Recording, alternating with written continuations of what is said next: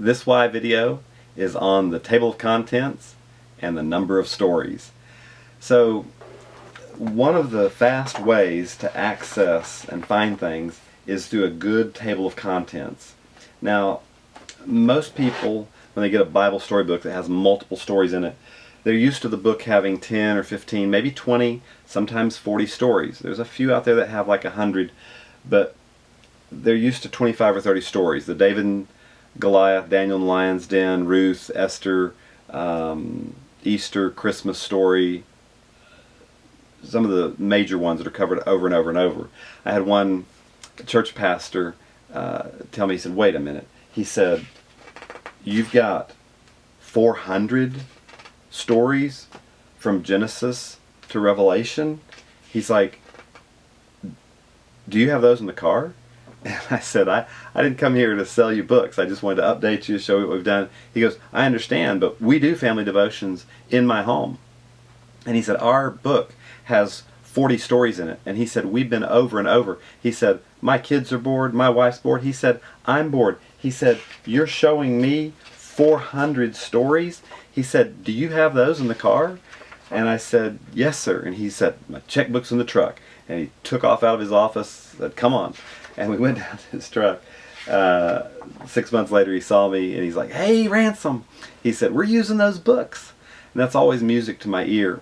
But let me help you understand how the table of contents works.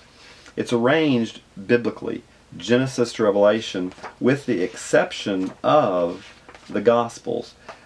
As a child, I always got a little confused sometimes when I was going through Matthew, Mark, Luke, and John, how it would jump around and Christ would be at a different age or different time, or he'd be dead and alive and dead again, and it just wasn't in order. So just for Matthew, Mark, Luke, and John, we put those 4 books, the Gospels, in chronological order.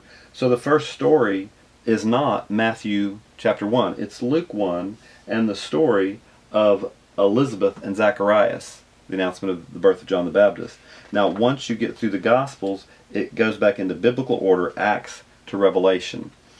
Another thing about the table of contents is there's no story title like, I remember one Bible story book had one that said, The Wind Whispers.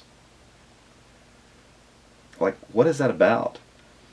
Every one of these titles has the major character's name or the event in the title. So if you have some Bible knowledge or a lot of Bible knowledge, you can just skim down through here and find it very quickly.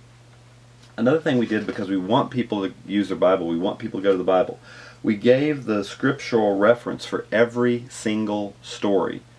And if you don't know where Ruth is, or you don't know where Ezra is, we give you the page number, and it tells you the exact page number to turn to.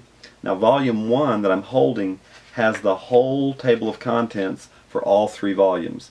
Volume 2 has just the table of contents for its stories. Volume 3 likewise.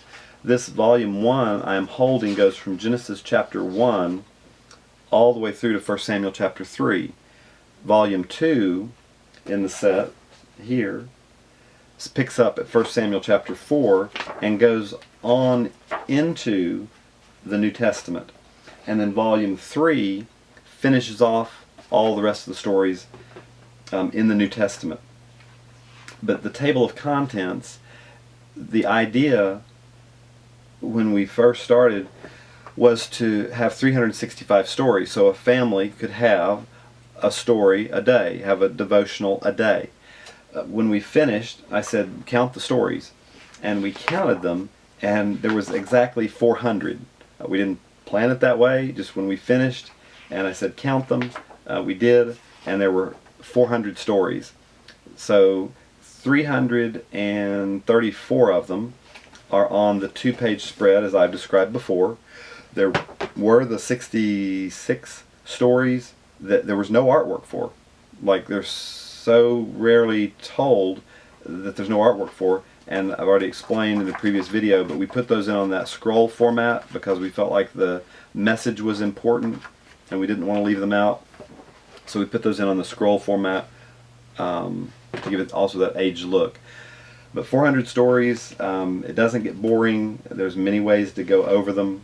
And in a later video, I'll give you some ideas on different ways you can use the Bible and stories for your personal or for your family's devotions.